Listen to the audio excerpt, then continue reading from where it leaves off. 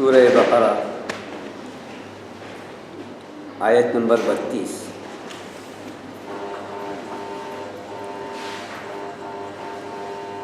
اعوذ باللہ من الشیطان الرجیم، بسم اللہ الرحمن الرحیم۔ قالوا سبحانك لا علم لنا إلا ما علمتنا إنك أنت العليم الحكيم۔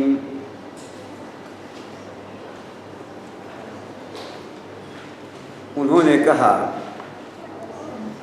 تو پاک ذات ہے، ہمیں علم نہیں ہے مگر وہی جو تو نے ہمیں سکھا دیا ہے،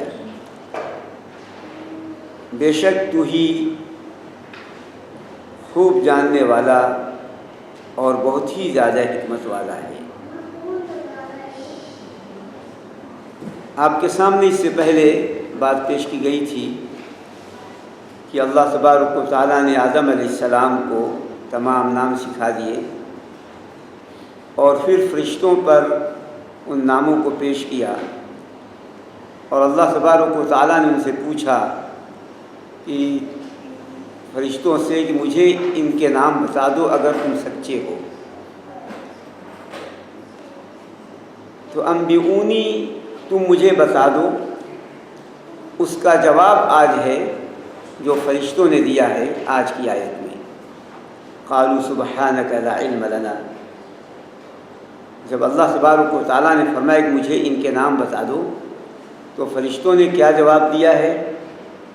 وہ جواب اس آیت میں مذکور ہے جو آج کی آیت پیش کی گئی ہے۔ اللہ تبارک و تعالیٰ ہی ہے معلم اول، اسی نے آدم علیہ السلام کو سکھایا، اور تمام انبیاء علیہ السلام کو اللہ تبارک و تعالیٰ براہ راست سکھاتا ہے۔ تو جنہیں اللہ تبارک و تعالیٰ براہ راست سکھا دے اس سے بڑا عالم کوئی نہیں ہو سکتا۔ اس لیے رسول اللہ صلی اللہ علیہ وآلہ وسلم سے بڑا عالم کوئی نہیں۔ وَعَلَّمَكَ مَا لَمْ تَكُنْ تَعْلَمُ، فرمایا اللہ تبارک و تعالیٰ نے کہ آپ کو محمد صلی اللہ علیہ وسلم اللہ تعالیٰ نے وہ سکھا دیا ہے جو آپ کو معلوم نہیں تھا۔ تو اللہ تبارک و تعالیٰ ہے سب سے پہلا معلم جو اس نے سکھایا ہے، اور پھر جو تعلیم ہے قیامت تک وہ سب کی سب براہ راست نہیں لیکن اللہ تبارک و تعالیٰ ہی کی تعلیم سے ہے۔ عقل پیدا کیا، عقل بنایا اللہ تبارک و تعالیٰ نے، اب قیامت تک جو بھی ایجادات ہوتی ہیں وہ سب کی سب اللہ تبارک و تعالیٰ کی تعلیم سے، اس لیے کہ اللہ تبارک و تعالیٰ نے پانی پیدا کر دیا، سورج، جو طاقت کی چیزیں ہیں وہ، اب جتنی بھی ایجادات ہیں سب اللہ تبارک و تعالیٰ کی پیدا کردہ چیزوں ہی سے ہیں۔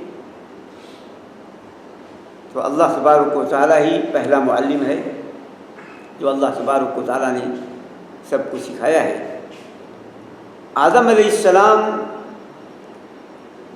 کو دنیا میں ابو البشر کہا جاتا ہے، ابو البشر، اور جنت میں ان کو ابو محمد کہا جائے گا صلی اللہ علیہ وآلہ وسلم، تعظیماً ان کی شرف میں۔ دنیا میں ابو البشر ہیں، تمام انسانوں کے والد ہیں، لیکن جنت میں انہیں ابو محمد کہا جائے گا، آدم علیہ السلام۔ اور اس سے رسول اکرم صلی اللہ علیہ وآلہ وسلم کی فضیلت سب سے بڑھ کر یہاں تک کہ آدم علیہ السلام سے بھی، اس لیے کہ فرمایا رسول اللہ صلی اللہ علیہ وآلہ وسلم نے کہ میرے لوائے حمد کے علم کے تلے آدم علیہ السلام سے لے کر تمام انبیاء علیہ السلام۔ تو اللہ کے رسول صلی اللہ علیہ وسلم نے آدم علیہ السلام کا نام لیا۔ تو انسانوں کی فضیلت، فوقیت، عظمت وہ علم سے ہے، اور خلافت کے لیے بنیادی شرط علم ہے۔ جو اس دنیا میں اللہ تبارک و تعالیٰ کے احکام کو نافذ کرنے والا بنایا گیا، اسے علم سے باخبر ہونا ضروری ہے۔ قالوا سبحانک لا علم لنا، فرشتوں نے جواب دیا اور جواب میں اپنی جو معذرت پیش کی ہے، اس معذرت سے پہلے اللہ تبارک و تعالیٰ نے اللہ تبارک و تعالیٰ سے اللہ کی ثنا بیان کی۔ معذرت سے پہلے فرشتوں نے اللہ تبارک و تعالیٰ کی ثنا بیان کی، کہا سبحانک، یہ ثنا ہے۔ اور یہی ہونا چاہیے کہ پہلے اللہ تبارک و تعالیٰ کی تعریف کی جائے، اس کی حمد بیان کی جائے، اس کی ثنا بیان کی جائے، اور پھر اس کے بعد جو چیز سرزد ہو گئی اس سے معذرت کی جائے۔ تو اللہ تبارک و تعالیٰ کے فرشتوں نے سبحانک پہلے کہا، پھر معذرت کی، لا علم لنا الا ما علمتنا۔ سبحانک، تو پاک ذات ہے، سبحانک، تو پاک ذات ہے، یہ دو کلموں سے بنا ہے۔ نسبحک تسبیحاً کی جگہ ہے سبحانک، نسبحک تسبیحاً، ہم تیری پاکی بیان کرتے ہیں، پاکی بیان کرنا، تو اس کو مختصر کر کے کہا گیا سبحانک۔ اور یہ سبحان کا لفظ یا سبحان اللہ، یہ بہت ہی عظیم ہے۔ کسی نے کہا کہ اس سے رب کی عظمت بیان کی جاتی ہے، اس سبحان اللہ سے یا سبحانک سے اللہ تبارک و تعالیٰ کی عظمت بیان کی جاتی ہے۔ تو کسی نے کہا، یہ صحابہ کرام رضوان اللہ علیہ نے فرمایا، علی رضی اللہ تعالیٰ نے، ابن عباس رضی اللہ تعالیٰ عنہما نے، اور بعد میں رسول اکرم صلی اللہ علیہ وآلہ وسلم سے، سبحانک یا سبحان اللہ یہ وہ کلمہ ہے جسے اللہ تعالیٰ نے اپنے لیے پسند کر لیا ہے، اور اللہ تبارک و تعالیٰ کو یہ کلمہ بہت ہی محبوب ہے، سب سے زیادہ۔ سبحانک میں کا مطلب یہ ہے کہ اللہ تو ہر عیوب سے، ہر نقائص سے پاک ہے، ہر عیوب سے اور ہر نقص سے پاک ہے۔ یہاں پر کیا مراد ہے جو سبحانک کہا اللہ کے فرشتوں نے اللہ تبارک و تعالیٰ سے جب معذرت کی ہے تو سبحانک کی تفسیر یہاں پر کئی علماء کرام نے کی ہے۔ پہلی بات وہ یہ ہے کہ اے اللہ تو پاک ذات ہے اس سے کہ تیرے سوا کوئی غیب کا علم رکھے،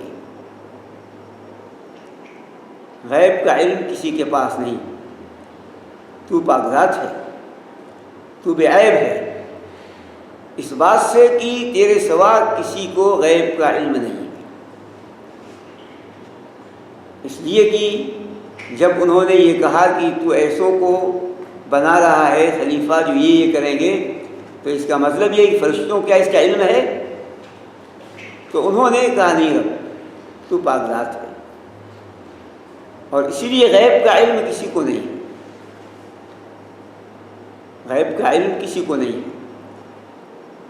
اور رسول اکرم صلی اللہ علیہ وآلہ وسلم کو اگر غیب کا علم ہوتا تو پھر وہ 70 صحابہ کرام حفاظ و قراء وہ ذبح نہ کیے جاتے۔ جب رسول اکرم صلی اللہ علیہ وآلہ وسلم کے پاس آئے کہ ہمیں معلم چاہیے جو قرآن سکھائیں، اور رسول اللہ صلی اللہ علیہ وسلم نے اپنے چنیدہ منتخب حفاظ کرام کو، علماء کرام کو 70 کو منتخب کیا اور بھیج دیا تھا، اور اپنے قوم کے پاس وہ گئے، اس سے پہلے ان لوگوں نے مل کر ذبح کر دیا، سب کو شہید کر دیا۔ اگر رسول اللہ صلی اللہ علیہ وسلم کو غیب کا علم ہوتا تو بھیجتے، اس لیے کسی کو بھی غیب کا علم نہیں ہے، اور اسی لیے فرشتوں نے یہاں کہا سبحانک، تو پاک ذات ہے رب، اس سے کہ تیرے سوا کسی اور کو غیب کا علم۔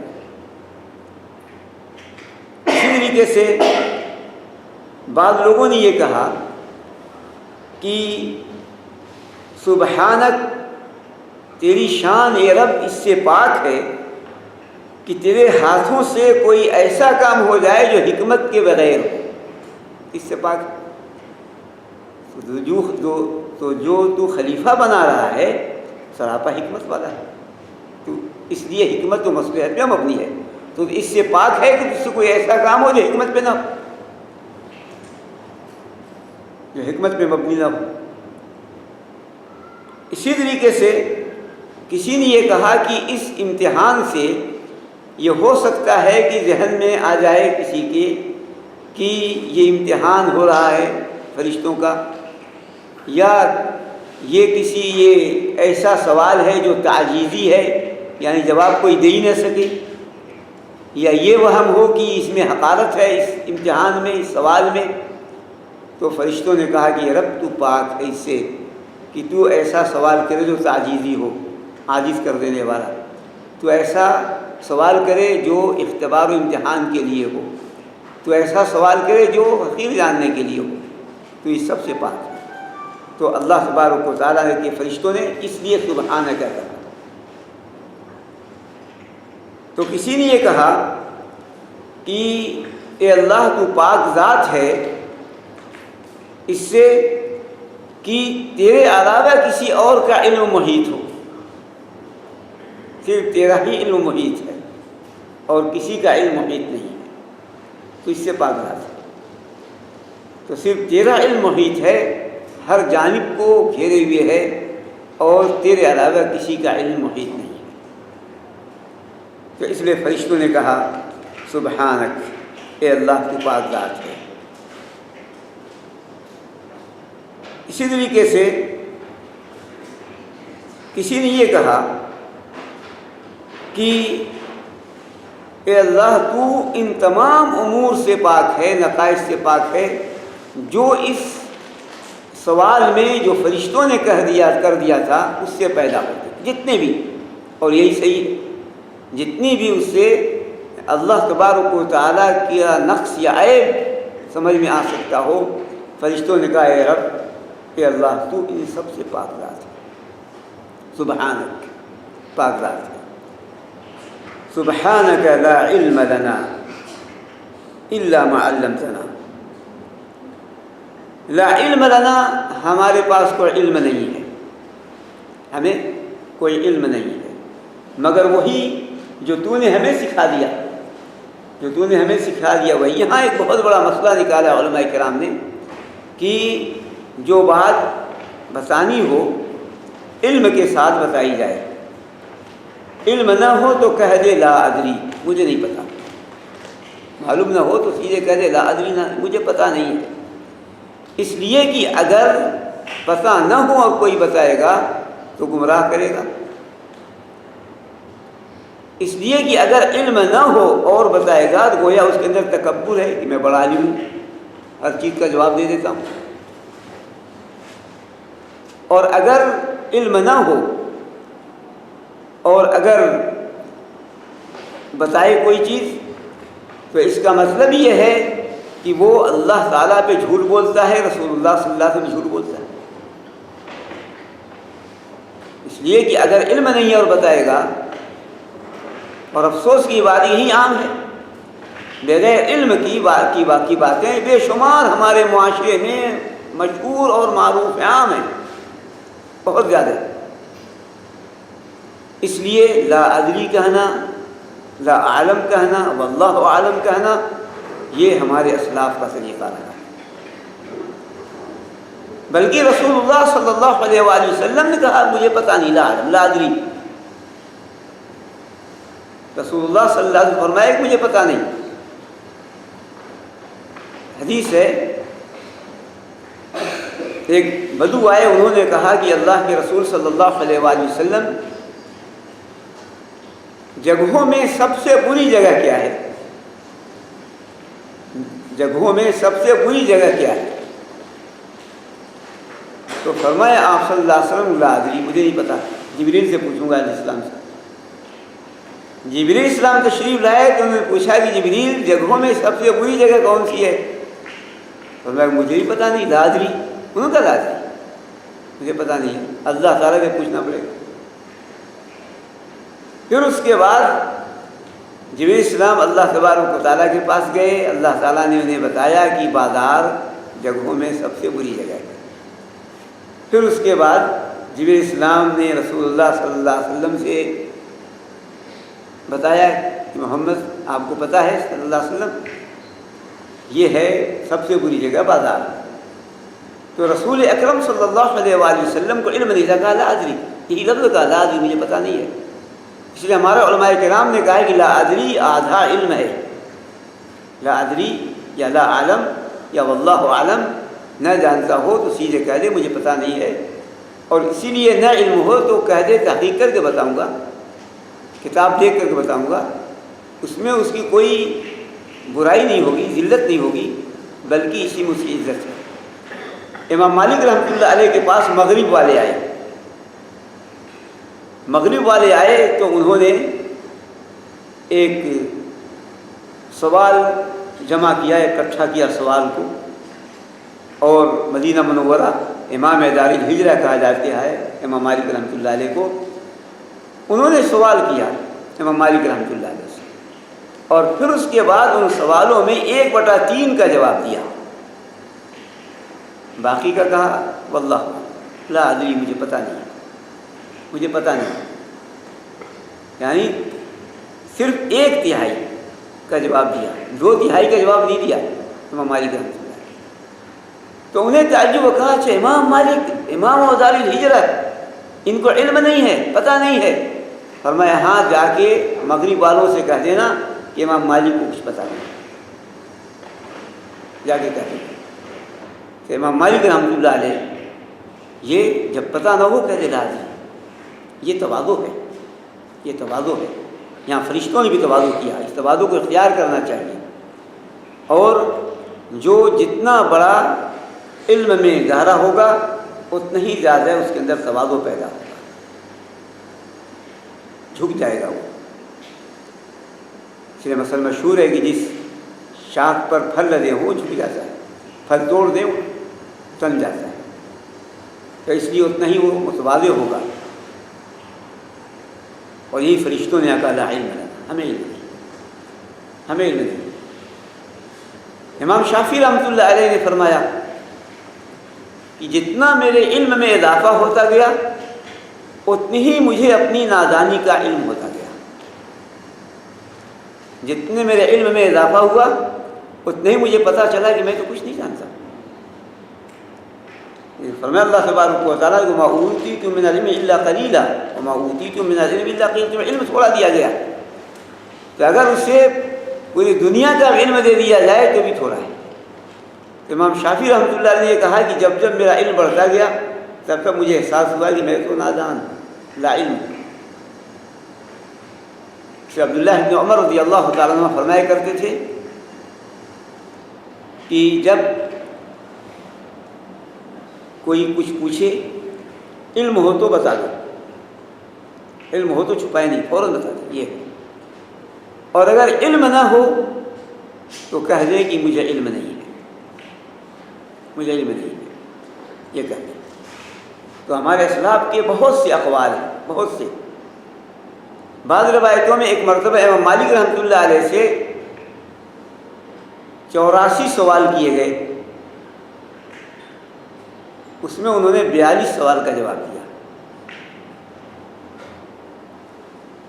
تو اس لیے اگر علم نہ ہو تو کہہ دے اللہ عالم، اللہ عالم، یا لا عالم یا لا ادری۔ جو عمر ابن عبدالعزیز رحمۃ اللہ علیہ کہا کرتے تھے کہ لا ادری آدھا علم ہے، عمر ابن عبدالعزیز رحمۃ اللہ علیہ کہا کرتے تھے کہ لا ادری یہ آدھا علم ہے۔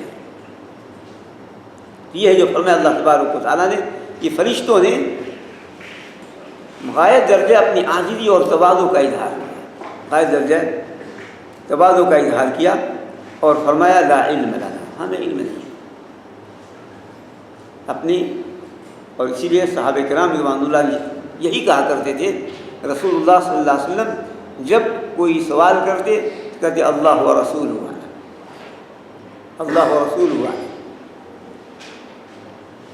بہت سے واقعات ہیں، جب معاذ بن جبل رضی اللہ تعالیٰ عنہ آپ صلی اللہ علیہ وآلہ وسلم کے پیچھے سوار سے پوچھا یا معاذ لبیک و سعدیک یا رسول اللہ، یا معاذ لبیک و سعدیک یا رسول، یا معاذ 3 بار۔ یہ تعلیم کا ایک ڈھنگ ہے، اسلوب ہے، اس طرح بات دل میں بیٹھ جاتی ہے کہ جب کوئی بات 3 بار کہا جائے تو اس سے طالب علم متوجہ بھی ہو جاتا ہے۔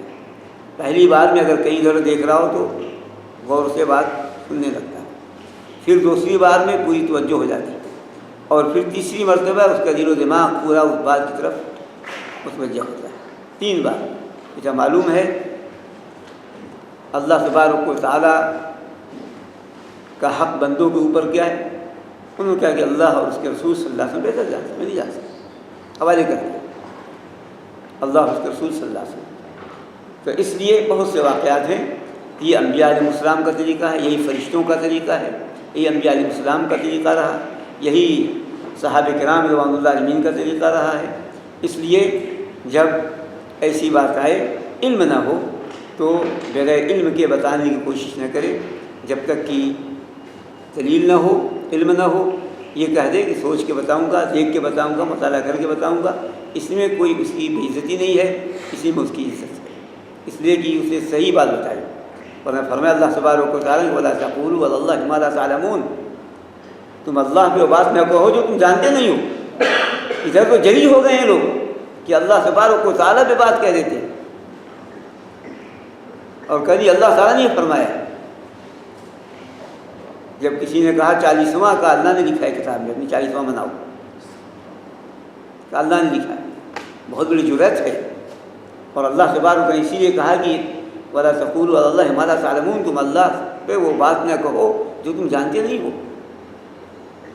رسول اکرم صلی اللہ علیہ وآلہ وسلم نے ارشاد فرمایا کہ من کذب علی متعمدا فلیتبوأ مقعدہ فی النار، جو مجھ پر جھوٹی بات بولے کہ آپ صلی اللہ علیہ وسلم نہیں کہا اور کہا ہے تو اس کا ٹھکانہ جہنم ہے۔ اس لیے لا ادری یہ آدھا علم ہے کہ صحابہ کرام رضوان اللہ علیہم کہا کرتے تھے، اور آپ کے سامنے بعض روایتیں پیش کی گئیں، ورنہ اس طرح کی روایتیں بہت ہیں، پورے ایک اس پہ موضوع ہے جو ہمارے اسلاف نے یہ طریقہ اختیار کیا ہے کہ لا ادری کا، مجھے علم نہیں، مجھے پتہ نہیں، اللہ عالم۔ بلکہ ہمارے علماء نے یہاں تک ادب کو اختیار کیا کہ جو جانتے تھے اس کو ذکر کر دیا، اس کے بعد بھی کہا اللہ، جو علم تھا اس کو بتا دیا اور اس کے بعد بھی کہا کہ واللہ عالم، اللہ زیادہ بہتر جانتا ہے۔ یہ جو ہمیں معلوم ہوا یہ ہم نے آپ کے سامنے پیش کر دیا۔ قالوا سبحانك لا علم لنا الا ما علمتنا، ہمیں علم نہیں ہے مگر وہی جو تو نے ہمیں سکھا دیا، جو تو نے ہمیں سکھا دیا ہے بس وہی ہے، اس کے علاوہ علم، اور یہی ہے جو اللہ علم سکھا دے وہی علم ہے، اس کے آگے علم نہیں ہے۔ تو فرشتوں نے یہ کہا، اور اللہ تبارک و تعالیٰ ہے علم سکھاتا ہے، جس سے پہلے بات پیش کی علم آدم آدم، اللہ تبارک و تعالیٰ علم عطا کرتا ہے، صرف اللہ تبارک و تعالیٰ۔ یہاں پر بعد نے یہ بات نکالی ہے کہ اس سے کہ فرشتوں کو اجتہاد کی اجازت نہیں ہے،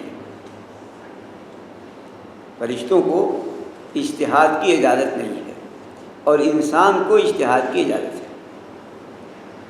اجتہاد کے شرائط ہیں، اور مطلب یہ ہے کہ اگر نئے مسائل پیدا ہوں یا اس طرح اور چیزیں، تو پھر شریعت کا حکم کیسے معلوم ہو، تو اس میں اجتہاد کہتے ہیں، جد و جہد کو کوشش کرنے کو۔ تو وہ جو اسلام کی پچھلے احکام ہیں، جس کی علتیں ہیں، ان سب سے کوشش کر کے وہ اس کا حکم نکالتا ہے، شریعت کا، شریعت کے مزاج کے مطابق، اس کو مجتہد کہتے ہیں۔ اور اسے مجتہد ایک لمبا موضوع ہے، مجتہد سب نہیں ہو سکتے، اس کے لیے بڑے اہم شرائط ہیں، جبھی اس کا اجتہاد صحیح ہوگا۔ ایسے کا اجتہاد اگر غلط ہے تو بھی ثواب ملے گا، فرماتے ہیں رسول اللہ صلی اللہ علیہ وسلم کہ من اجتہد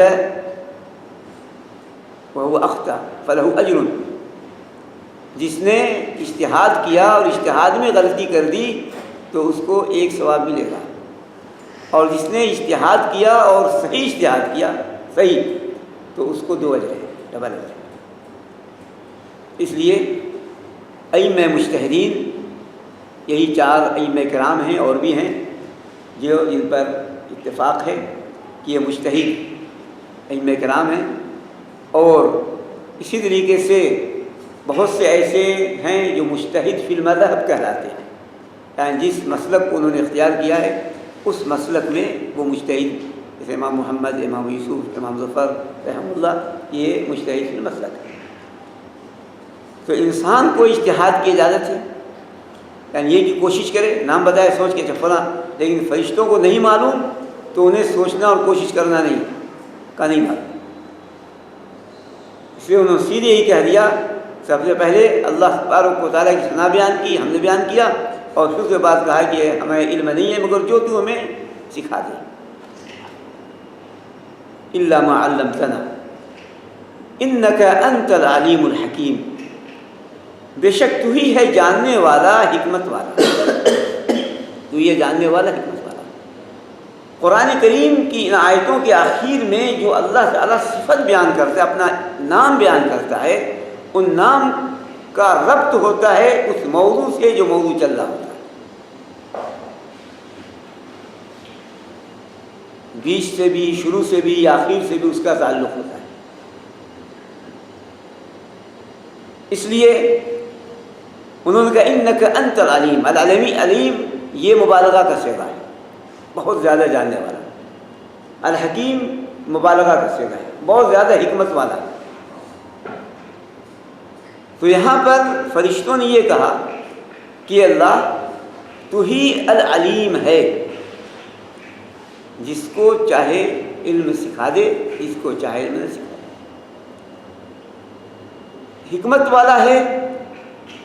تیری حکمت یہ تھی کہ آدم کو علم عطا کر دے اور ہمیں نہ عطا کر دے، علیم و حکیم تو ہے، انک انت العلیم الحکیم۔ العلیم تو ہی مخلوقات کے بارے میں سب سے زیادہ جاننے والا ہے، کہ کون خلیفہ کے لائق ہے، کون خلیفہ کے لائق نہیں، علیم تو ہے۔ اس لیے جسے تو خلیفہ بنا دے وہی صحیح ہے، اور تیرا خلیفہ بنانا، ہمیں نہ منتخب کرنا، آدم کو منتخب کرنا، یہ حکمت مبنی ہے، ہم جانیں یا نہ جانیں۔ انہوں نے گویا اپنے آپ کو اللہ تبارک و تعالیٰ کے حوالے کیا، غیر در عاجزی اور تواضع کا اظہار کیا، اپنی لا علمی کا اظہار کیا، اور یہ فرمایا کہ انک انت العلیم الحکیم، بے شک تو ہی جاننے والا ہے، حکمت والا ہے۔ تو ہی تیرا حکم جو ہے وہی زیادہ صحیح ہے، تیری بات زیادہ سب سے صحیح ہے، انک انت العلیم الحکیم۔ یہاں 2 صفت جو اللہ تبارک و تعالیٰ نے اپنے ذکر کیا ہے، 2 نام، معلوم ہے کہ اللہ تعالیٰ کے ناموں میں سے 2 نام ہیں، العلیم اور الحکیم، العلیم اور الحکیم۔ ابن عباس رضی اللہ تعالیٰ نے فرمایا کہ العلیم جس کا علم مکمل، الحکیم جس کی حکمت مکمل، جس کی حکمت مکمل، العلیم الحکیم۔ العلیم جس کا علم محیط ہو، جس کا علم محیط ہو، جس کے علم کا کوئی احاطہ نہ کرے، جس کا علم محیط نہ ہو، کوئی احاطہ نہ کر سکے، العلیم۔ اور الحکیم اسی طرح اس کی حکمتیں بھی بے پایا ہوں، حکمتیں بھی بے پایا ہوں۔ العلیم تیرا علم ذاتی ہے، تجھے کسی نے نہیں سکھایا، باقی سب کا علم تعلیم سے، سیکھیں گے تو علم حاصل ہوگا ورنہ نہیں حاصل ہوگا۔ تو علیم تیرا علم یہ اپنا ذاتی ہے، تو نے کسی سے نہیں سیکھا، اور باقی جتنے بھی مخلوقات ہیں، جتنے بھی ہیں، سب کو سیکھنا پڑے گا تو علم ہوگا، ورنہ علم نہیں ہوگا۔ تو اللہ تبارک و تعالی العلیم الحکیم دو صفت ذکر کی۔ ہاں، الحکیم حکمت، یہاں کسی نے کہا کہ حکم سے ہے حکیم، اور کسی نے کہا کہ حاکم سے ہے حکیم، حاکم سے ہے حکیم، اور کسی نے کہا کہ حکمت والا، کسی نے کہا حکمت والا۔ تو اللہ تبارک و تعالیٰ کا علم محیط ہے، سب کو گھیرے ہوئے، اور حکیم ہے، حکمت والا ہے۔ تو حکم سے ہے، حاکم سے ہے، حکمت سے ہے، حکمت والا ہے۔ اور عام طور پر یہاں حکمت ہی معنی ذکر کیا علماء کرام، حکمت والا ہے۔ حکمت کہتے ہیں اس لوہے کو جو گھوڑے کے منہ میں رہتا ہے، لگام کہہ لیں، اس کو حکمت کہتے ہیں، اس لیے کہ جب وہ لگام لگی رہے گی، وہ لوہا لگا رہے گا، تو انسان کے بس میں ہوگا اس گھوڑے کو کرنا اپنے بس میں، قابو میں،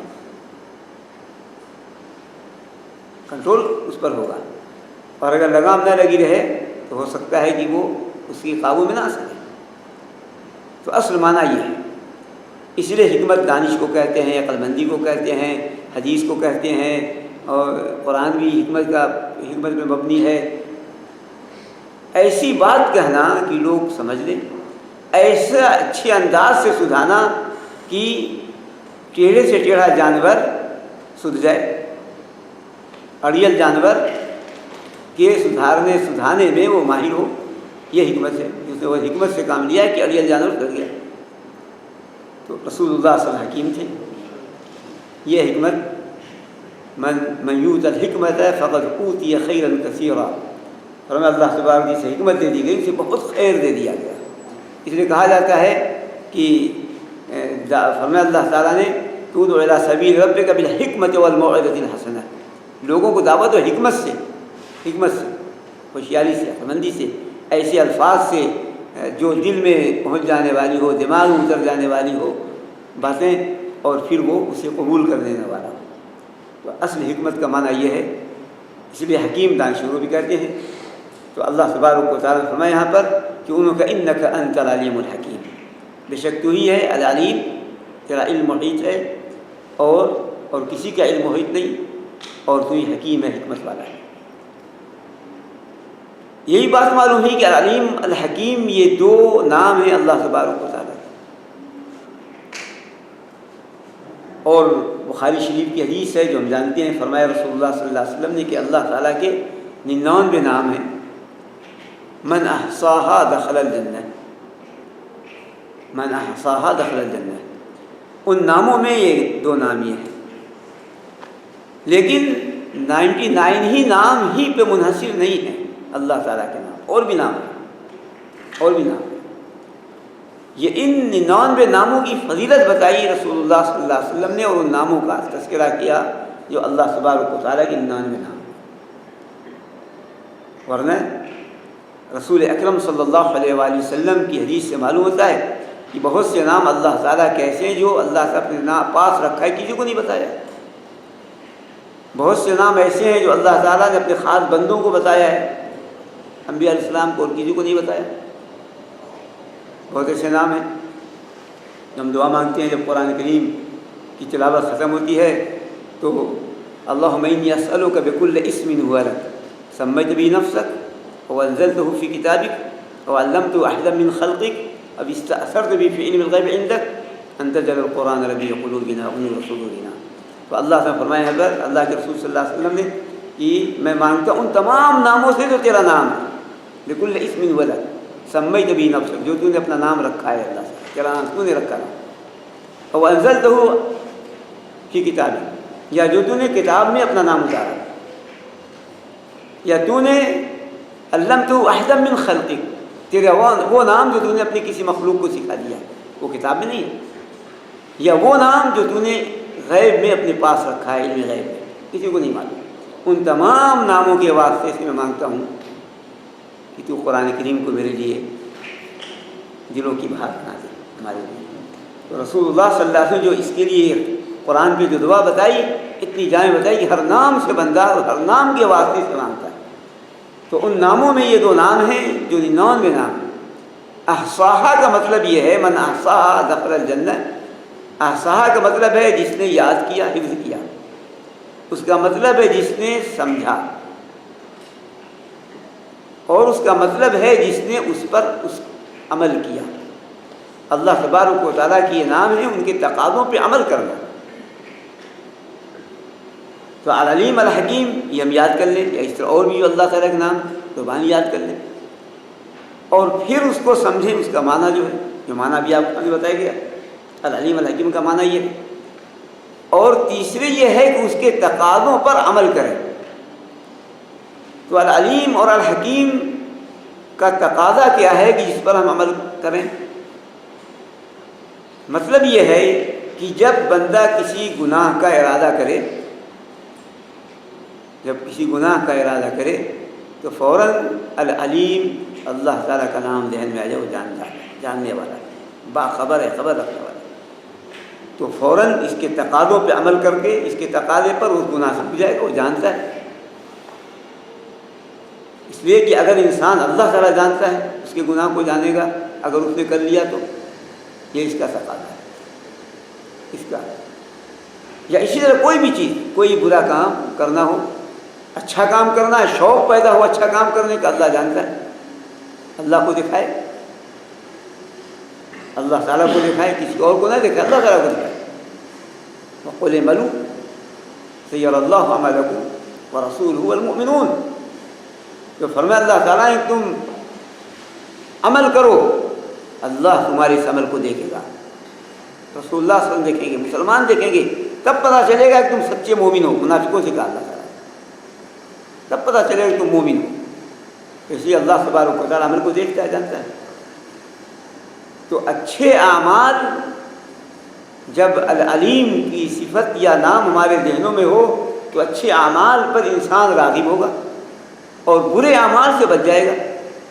اس لیے اگر انسان کسی سے محبت کرتا ہے یا کسی کی عزت کرتا ہے اور وہ دوستوں ساتھیوں میں اگر اس نے کوئی غلط کام کیا، وہ بھی غلط کام نہ ہو، تھوڑا سا جو ذرا اخلاق کے منافی ہو، تو وہ کہے گی فلاں صاحب مجھے بتانا، فلاں بڑی بے عزتی ہو گئی، فلاں استاد کو نہ بتانا، ان کو معلوم ہو گیا کہ میں نے یہ کیا تو بڑی بے عزتی ہوگی، تو چاہتا ہے کہ فلاں کو معلوم نہ ہو۔ اللہ کو تو معلوم ہے، علیم ہے، تو پھر کیسے وہ جرم کرے گا، گناہ کرے گا؟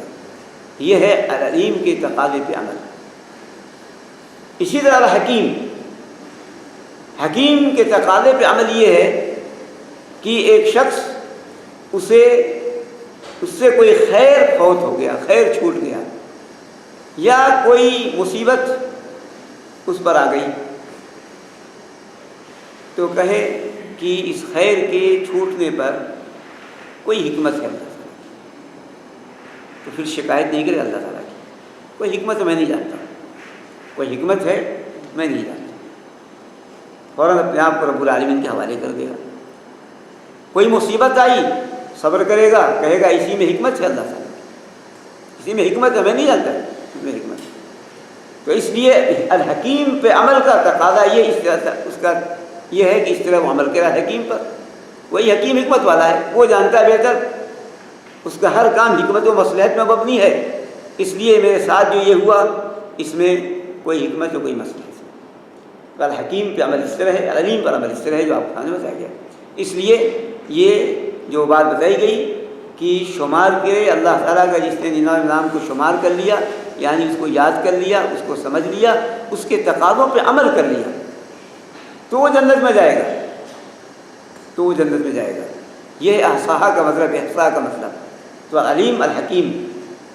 یہ اگر ایمان ہو صحیح اور ان کے تقاضوں پہ عمل ہو ناموں کے، تو بندہ ایک صحیح میں وہ پکا مومن بن جائے۔ اسی لیے اللہ تبارک و تعالیٰ کے نام ہیں جو آپ کے سامنے بات پیش کی گئی، انک انت العلیم الحکیم، اور اس لیے کہ اللہ تبارک و تعالیٰ کے ناموں سے دعا مانگی جائے۔ ناموں سے دعا مانگی جائے،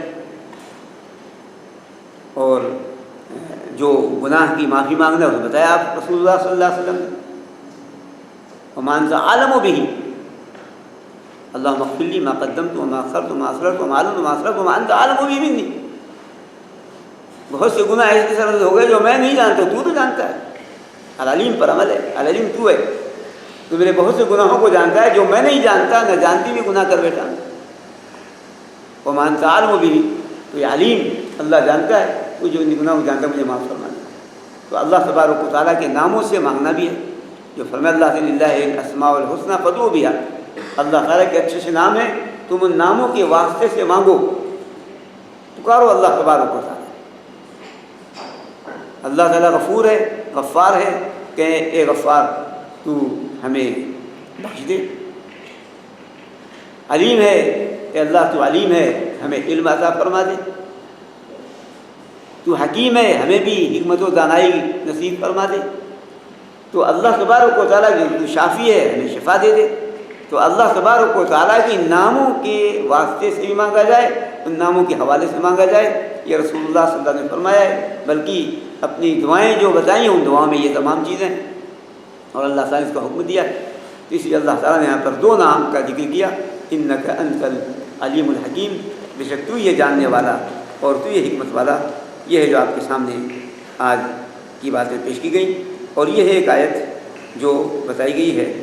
انشاءاللہ آئندہ باتیں جو آخری آیت ہے اس موضوع کے متعلق، پھر تو تذکرہ آئے گا، پھر ابلیس اور آدم کا علیہ السلام. یہ جو فرشتوں کے حوالے سے 3 آیتیں ہیں، تو 2 آیتیں پیش کی گئی ہیں، اور تیسری آیت انشاءاللہ آپ کے سامنے آئندہ پیش کی جائے گی. اب ان سے کیا فائدے ملے، اہم جو چیزیں ہیں چند فائدے آپ کے سامنے پیش کر دیے جائیں. جو یہ ایک آیت جس فائدے پہ دلالت، جو فائدہ ہے، پہلا فائدہ یہ ہے کہ فرشتوں کا تواضع اور عاجزی. اس لیے ہم فرشتوں کے اخلاق سے کو اختیار کریں اور فرشتوں کا اخلاق ہم اپنائیں. یہی ہمارے اسلاف نے اختیار کیا ہے. یہ ہے تواضع جو فرشتوں نے ذکر کیا، اور انہوں نے سیدھے کہا لا علم لنا. دوسری بات یہ ہے، دوسرا فائدہ یہ ہے کہ اللہ تبارک و تعالیٰ کے فرشتے علم کے محتاج ہیں، اللہ تعالیٰ کے علم کے محتاج ہیں. تو انسان تو بدرجہ اولا علم کا محتاج ہے، اس لیے خلیفہ ہونے کے علم ضروری ہے، شرط ہے.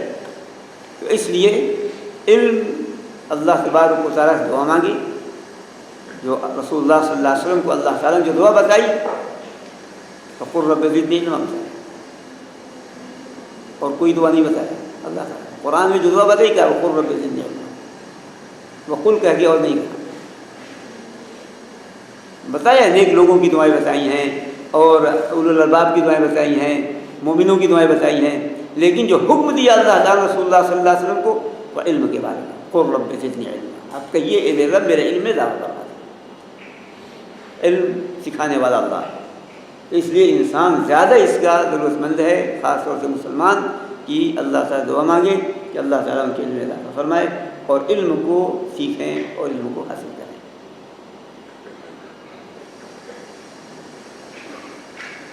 اسی طریقے سے تیسری بات جو اس سے معلوم ہوئی کہ اللہ تبارک و تعالیٰ کی تعلیم ایک بہت بڑا احسان ہے اللہ کا بندوں پر.